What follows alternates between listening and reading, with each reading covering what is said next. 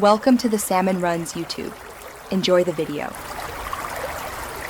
In this video, I will show you how to make hoisin sauce for siopao. First, let's gather our key ingredients. You'll need about 1/2 cup of fermented soybean paste, 2 tablespoons of honey, 3 tablespoons of soy sauce, and 1 tablespoon of rice vinegar.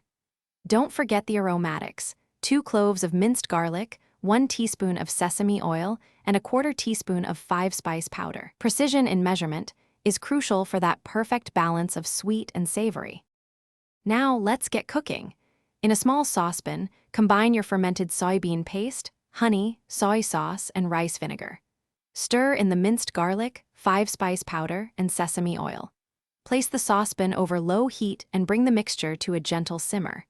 It's important to stir continuously for about 5 to 7 minutes to ensure all the flavors meld beautifully and the sauce thickens slightly without burning.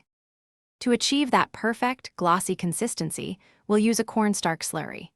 In a separate small bowl, whisk together 1 tablespoon of cornstarch with 2 tablespoons of cold water until smooth.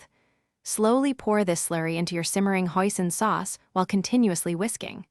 Continue to cook for another 1 to 2 minutes until the sauce thickens to your liking. Now, give it a taste and adjust the sweetness or saltiness as needed. Once your delicious hoisin sauce has reached its ideal consistency, remove it from the heat and let it cool completely. Transfer the cooled sauce into a clean, airtight container. You can store this homemade goodness in the refrigerator for up to 2 weeks, making it perfect for meal prep. Serve it warm or at room temperature alongside your freshly steamed siopao, or even as a versatile dipping sauce for other savory treats. Enjoy! Thanks for watching. Consider subscribing if we helped you.